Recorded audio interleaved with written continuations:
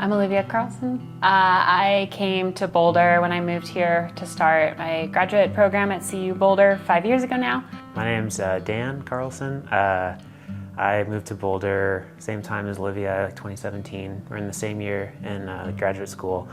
And yeah, she invited me to church maybe like a year after I've been here or so. And so that's how long I've been coming to the well. And actually came to faith at the well maybe like 3 or 4 years ago, something like that.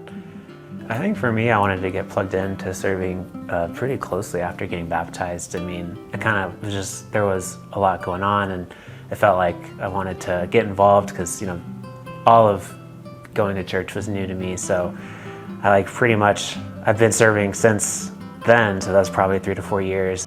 I'm a musician. I play a lot of instruments, so the soundboard was a really interesting opportunity for me, and so that's kind of where I started, and I've been doing that since till now, and just recently I've been picking up, starting to play in the band a little bit too on some of the more acoustic percussion sets. So I started working in kids at first for a couple years, and then it was about time, I think, to change service areas, and around the time of the pandemic I actually switched over to slides technician.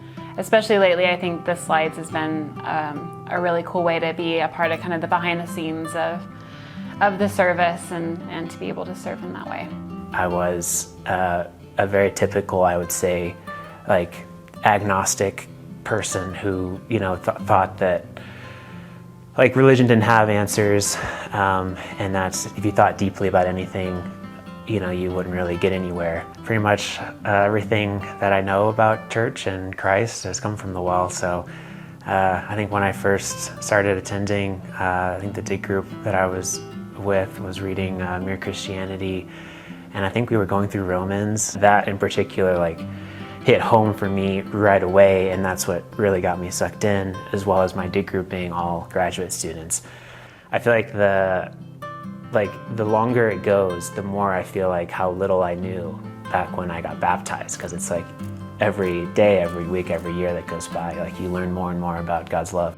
When the well started the By Any Means initiative, it was actually kind of a season of commitments for us. I think like the weekend that was the first commitment Sunday for that initiative, we had actually just gotten engaged.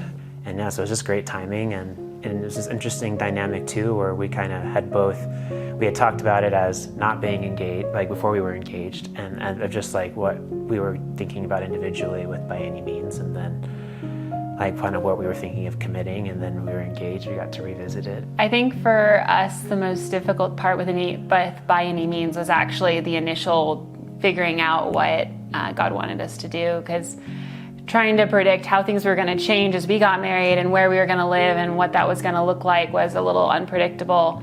And actually, I think as time has gone on, God's been, of course, really faithful, but we've even been able, I think, to do more than we initially expected.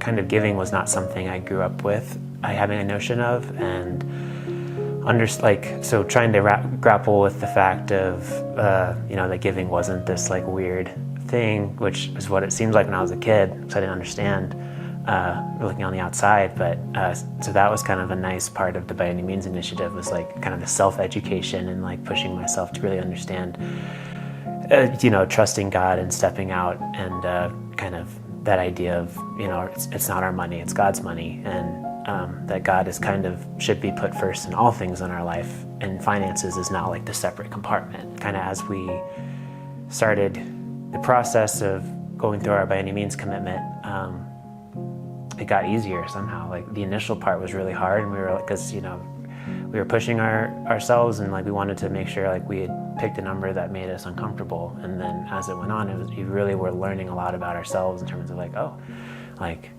yeah, we can keep going, and we can re-up and all that stuff. So it was a really interesting journey about learning.